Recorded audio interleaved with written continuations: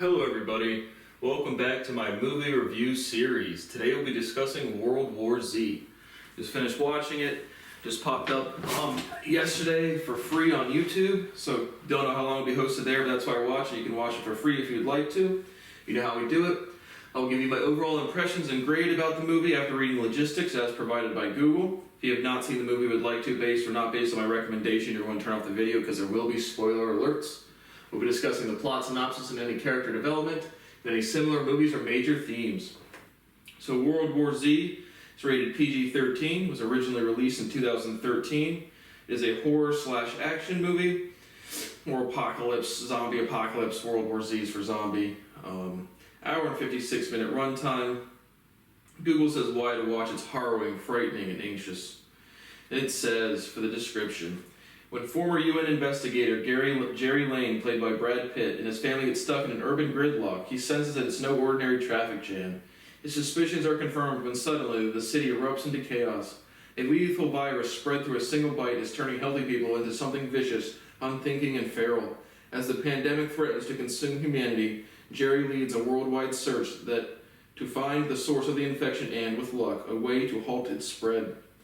It did $540.5 million at the box office. Didn't get a budget on this one. 82% liked it on Google, 66% liked it on Rotten Tomatoes, round that up to 69%, and 7.10, round that down to 6.9 out of 10 on IMDb. So overall, what did I think about this one? Yeah, I definitely like this one. I've seen this one several times, and I like the apocalypse genre. I do. So I thought the overall runtime, cinematography, characterizations were strong. I thought the plot moved along well, and I thought it was gripping and anxious, even for, again, if I've seen this one 3, 4, 5 times, different bits and pieces. It's definitely been on TV for several times. So overall, I'm actually going to bump this one up and give this one an A-. I thought it was overall well done. I particularly like the apocalypse when society goes to shit genre, so might be more in the entertaining range for other people or not like it at all, but I like this type of movie. And I thought for this type of movie, it is rather unique and moved along well. So overall, A-, lower end range of well done. So if you've not seen it, would like to, you're going to shut the video because there will be spoiler alerts. So you open up the movie, Jerry Lane and Karen Lane get woken up by their two daughters, Rachel and Constance, who are, I don't know, approximately 8 and 12 years old maybe. And they're waking them up to get pancakes. And so you learn again that Jerry's taking a new job to be around the family more. And they eat some breakfast and they're heading out to school. So the movie kicks off right into the apocalypse. They get stuck in this traffic jam. You can see like they're in this big gridlock traffic jam in New York City. I believe it's New York. But regardless, they just see a bunch of people start running, people start screaming, car horns going off, crashes, police officers going by. And so they see this big garbage truck come by and smash this police officer who's yelling at them to stay in their car. And Jerry can now sense that it's urgent, so he follows the dump truck to try to get out of the city. And so they get hit by kind of almost T-boned by another big truck. They're all okay, but Jerry can now he sees face to face, and he watches one of these people get bitten and infected, and he counts to about 12 seconds as the gestation period from getting bitten to being converted into, they call them Zeeks or zombies. One of the base camps calls them Zeeks, and the rest of the movies call them zombies, either or. But regardless,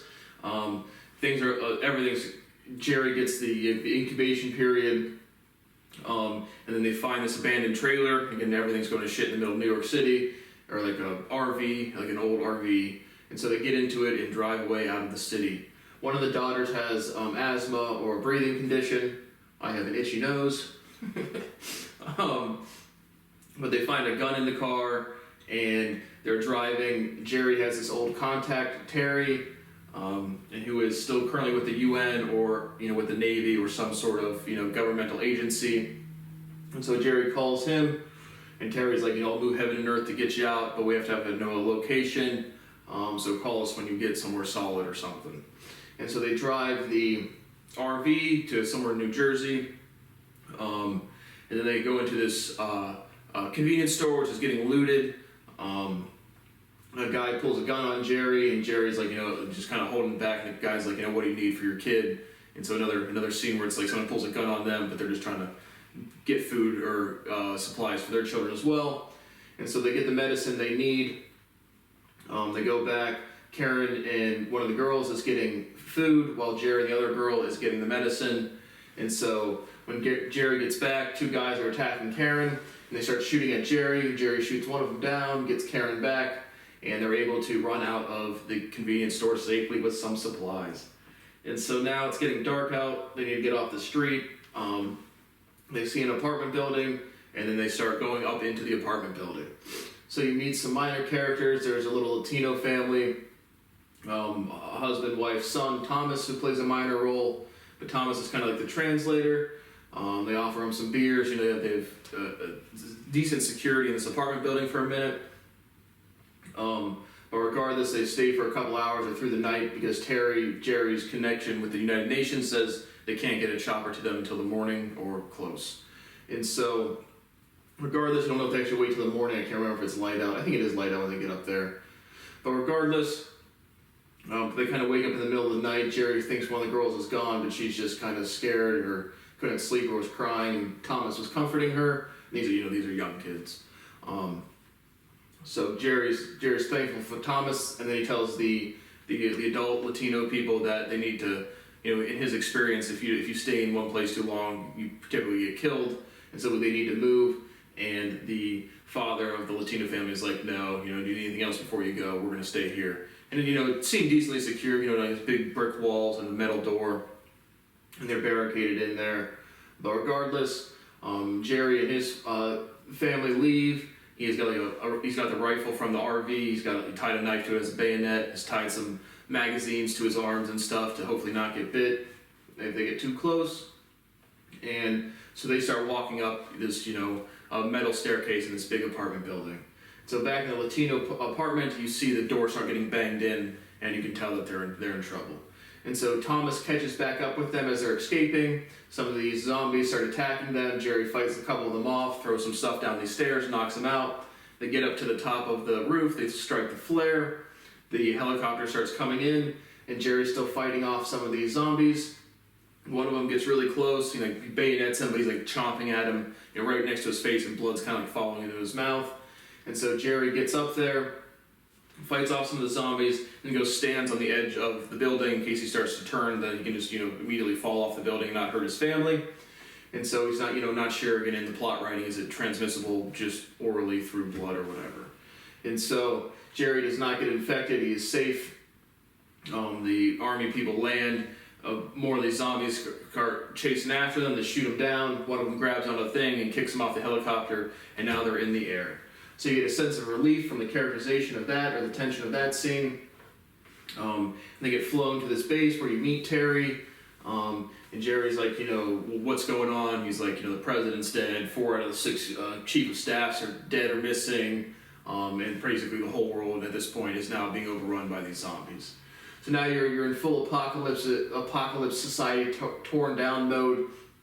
You meet a young scientist, I think it was the Fossbach character, but another kind of minor character, and so they're just triaging, or just, not really triaging, but just headquarters, setting up a base camp, trying to figure out what to do, coordinating with world powers around the world, and they decide, Jerry gets recruited by one of the head of the Navy, who's like, we need you to go with this young scientist and a couple of Navy SEALs to go to South Korea, where we think it's patient 0, and figure out if we can get any information about the origins of the virus or the bacteria or whatever's infecting people.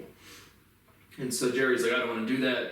And Terry and the Navy dude's like, we're not really asking. Everyone on this ship is doing something essential, and if you're not, we'll send you back to Philadelphia. I guess they started in Philadelphia, not in New York.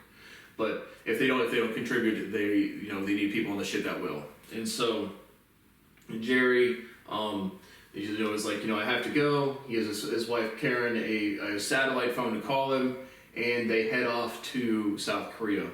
So you get a decent, I like the decent monologue of the Fossbach character describing Mother Nature as a serial killer, just about, life in biology. I thought it was well written on that scene. And so a decent little monologue or some writing from the Fossbach character, or whoever the young scientist character was. They land in South Korea. It's raining heavily. It's nighttime. A couple of Marines come out to greet them. They get off the plane, and they start getting attacked by these zombies, and this is the group that calls them Zeeks.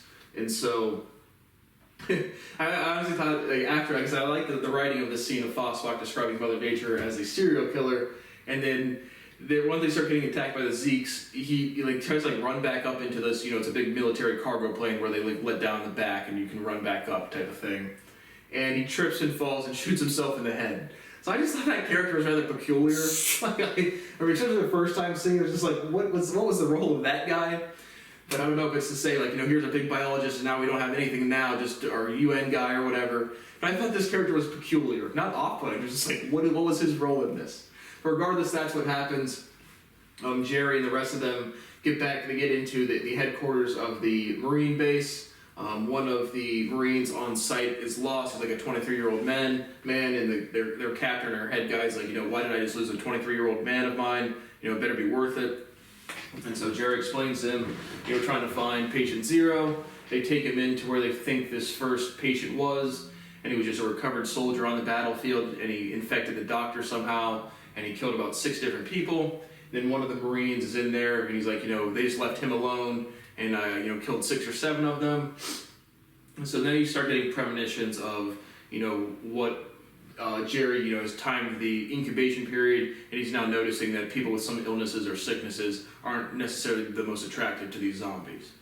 And so they basically get no information whatsoever out of South Korea, and Jerry's, the captain of the base is like, sorry you had to fly all the way here to basically learn nothing. As they're walking back through, they have another guy in a cage who's an ex-CIA agent who was selling guns to North Korea, who says that the North Koreans aren't experiencing it because they pulled all of the teeth of everybody in North Korea in like 24 hours. And so, classic North Korea, but Jerry Lane's like, bullshit. But regardless, I thought that was funny, super minor line of the movie. But anyway, he learns that from the CIA guy that there's a guy called Jurgen in Jerusalem, Israel, that had built a wall, a week before the stuff broke out, and so something must be going on that he knew that, and that's where you're going to want to look. And so Jerry reconvenes with the people, the American soldiers that are in South Korea. They agree to, help him refuel the plane and get him on his way. And so they go back out there, they're riding bikes, to minimize the noise. These things are attracted to noise. And as they're riding bikes, trying to be really quiet, Karen calls Jerry, and the phone starts ringing and starts attracting all of these Zeeks or these zombies. And so they get on the plane. The captain of the base gets infected, and one of his guys is like, I got you, Captain, knowing he's gonna have to shoot him. And the captain's like, no, this one's on me, and shoots himself. And so I thought the characterizations were strong in terms of not being super emotional and in a really, dire situation. I thought the characterizations were done well in this one. And so they get back on the plane. They're able to shut the back of the thing. These Zeeks or zombies are coming up onto this runway or military cargo type plane. They're able to take off and leave, and the rest of the zombies fall out of the back because the gate is still open. So you have Jerry and and the pilot, and now they are heading to Jerusalem. So they land in Jerusalem. You do see these big walls surrounding the city or the country. I don't know. I think it's all Israel, not just Jerusalem. But regardless, they meet Jurgen W. And again, Jerry's with the United Nations. Just kind of questioning, like, how did you know that this was what's going to happen? And so you get some background about, during I'm assuming completely fictional, but something about the Israeli government. They have like the 10-man system or something, and if this is, I think it's completely fictional to the movie. But regardless, what happens is Jurgen, like they talk about World War II in the 1930s, they said there was no way they would get sent to concentration camps, and they were all certain of it, so they all voted unanimously 10 for 10, and then they got, really, really hurt, or they got attacked, and so they decided that if they're in a situation where all 10 people agree on something, it's the obligation of the 10th person to seriously consider the opposite and disagree and find footing to disagree with them. And so they have some transmission or an email, which you learn from the South Korea base, that either out of India or out of South Korea, the people that described the first cases literally said zombie. And so when Jerry's trying to figure out why Jurgen knew how to build the wall, it's because everyone's like, the zombies got to be something else, and it was his due diligence to say, no, it's actually zombies. And so they built these big walls, that they've been building for thousands of years and finished it up just before the attack. And so you meet another pretty major character, Sagan, I think an Israeli girl or just a female character. But she's an Israeli special force agent in the movie, and she is supposed to chauffeur or protect or take Jerry to where he needs to go. And so while they're there, Jurgen is letting people into the country, and he says, every person that doesn't turn into a zombie is somebody we don't have to fight. And past that, they start singing and dancing. And so these things are attracted to music, and one girl pulls out a microphone, and the singing and dancing starts attracting all of these zombies to try to climb over the wall. And so could have been a little stronger there. It's like obviously they know sound attracts these things, and they wouldn't be throwing a concert right outside of people, these massive walls to stir them on, egg them on anymore. But regardless, the zombies start piling over the wall, and so now Jerusalem is now going to be infected as well. And so Jerry and Sagan is tasked with taking Jerry to his helicopter, to his runway. They go through a bunch of areas. They throw some grenades. The city and the country's going to shit now. So some more fighting scenes. Sagan gets bit, and Jerry cuts off her arm really quickly. And one soldier's got a gun to her head, and they count to 12, and she doesn't turn, but her arm is now amputated. And so they run to this helicopter. The helicopter gets overtaken by the zombies, and they can't get on that, and it crashes. And then they see like an Air Dutch or some other airplane getting ready to take off. And so they run down there, they catch up with that plane, they lower down a ladder as they're kind of like slowly taxiing or moving, and they're able to get up onto the plane. And so Jerry treats Sagan's arm. She was like, how did you know that it would work? And he's like, I did it, but it saved her life. And so now, but now Jerry had seen, when Israel goes to shit, he had seen, this boy clearly stricken with cancer, some terminal disease, just kind of like huddling down, and this old guy just kind of like wandering, and all of these zombies just running right past them. So now he's got this inclination that it's, they need a healthy host to infect, or they'll just skip past you. And so they're on the plane, he treats the wounds, he kind of falls asleep and thinks that, he has kind of like a dream that there's Zeeks on the plane, but then he kind of gets up and just a normal commercial passenger plane that separates first and whatever classes just with like a little drawstring curtain. And so then he looks back there and realizes there's actually people infected on the plane. So they had some relief for a while. When you initially watch them get on the plane, you think they're safe. And then the pilot's like, we're now descending close to, and again, Jerry has the Terry, who thought he was dead for a while. And at this point, they had moved Rachel, Karen, Constance, and Thomas to a safe house in Nova Scotia. You don't learn that until a couple scenes later, but as the viewer, Jerry doesn't learn that, but as the viewer, you learn that. But regardless, he sees these Zeeks on the plane, these zombies on the plane, and he starts having people quietly pack up, put all of their luggage to try to quarantine themselves off. Right when they're getting to the top, one of the bags falls over, and then all of these zombies start running out from the back classes up to the front of the plane. And so Jerry, Sagan opens fires, killing as many as she can, and they kind of look at each other, make the eye contact, everyone's getting bitten, we need to do something. So Jerry takes a grenade and throws it a couple rows up, blows a hole in the thing, and pulls all of the zombies out of the just takes them out of the plane. But now they have serious structural damage to the airplane, and so they're going in for a crash landing somewhere in I think it's, Greenland or, it doesn't matter, but some other place, Wales or who knows. But regardless, the plane crash goes down, Jerry kind of blacks out, you have a blackout screen, Jerry slowly comes to, he's been impaled with some shrapnel through the lower of his side, and Sagan also survives, one of the Zeeks also survives, but it's kind of still strapped into its seat. Not sure why they want to kill it to not bring more zombies into the other areas, but regardless, now they start walking towards this World Health Organization building.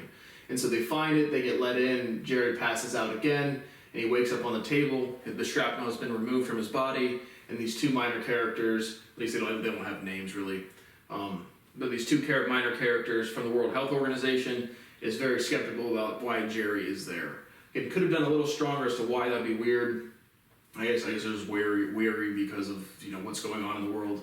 but it wasn't really exactly clear. One of the guys is like, you just show up here, it makes us, we're not sure about what's going on, and as a viewer, it wasn't really clear as to why.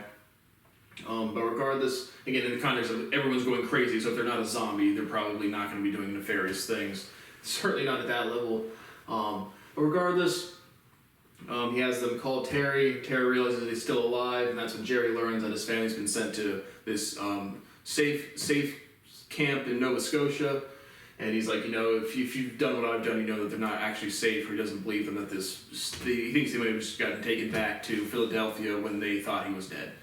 And so, regardless, they go back and Jerry calls Terry. Terry verifies to this World Health Organization staff who he is and what he's doing.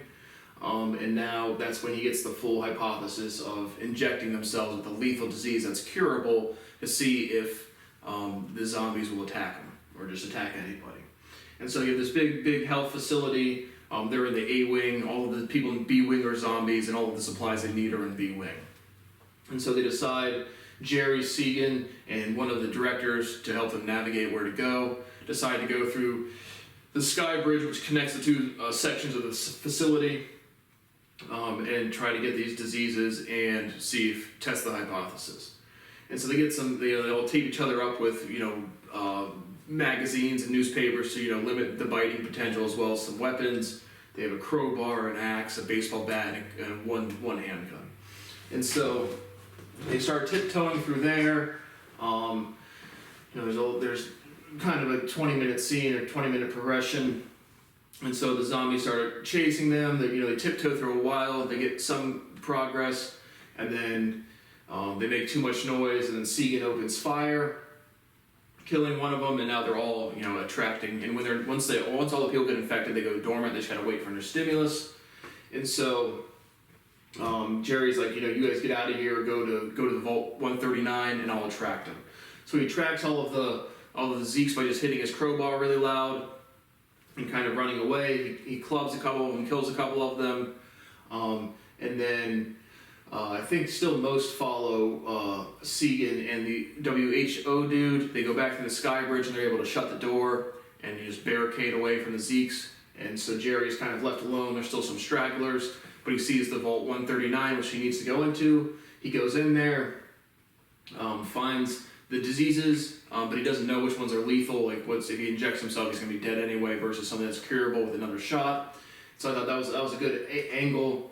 Game could have been a little stronger because they call him on just like a hospital phone and tell him the passcode to get in there. So it's like, why not tell him on the phone which things to grab or which things definitely not to grab, or in a subsequent scene they could have done something a little stronger.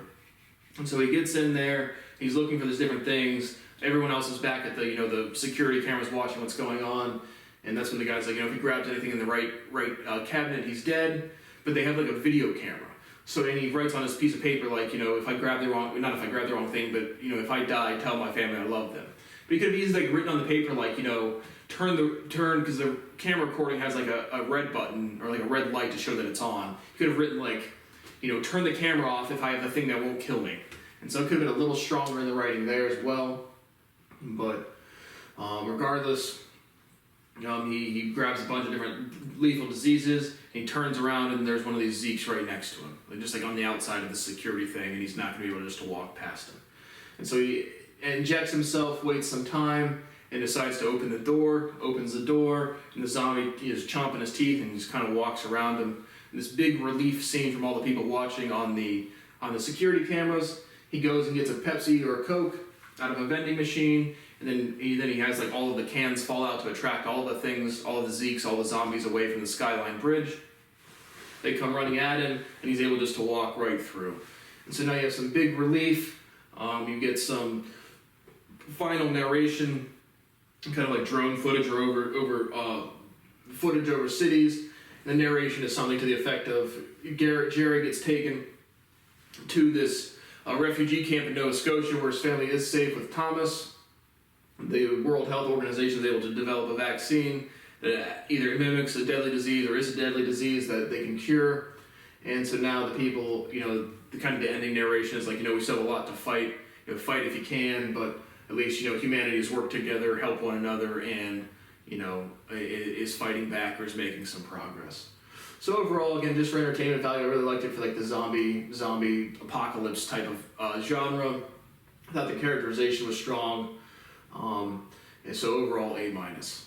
So definitely like this one. So thank you for watching my movie review of World War Z. No really similar movies. Obviously, I Am Legend, which I'll be watching that one again, and with the alternative ending. If I can ever find it, just if that ever pops up on one of the things I get for free, or I'll pick one streaming service a month to try to find new movies and new content.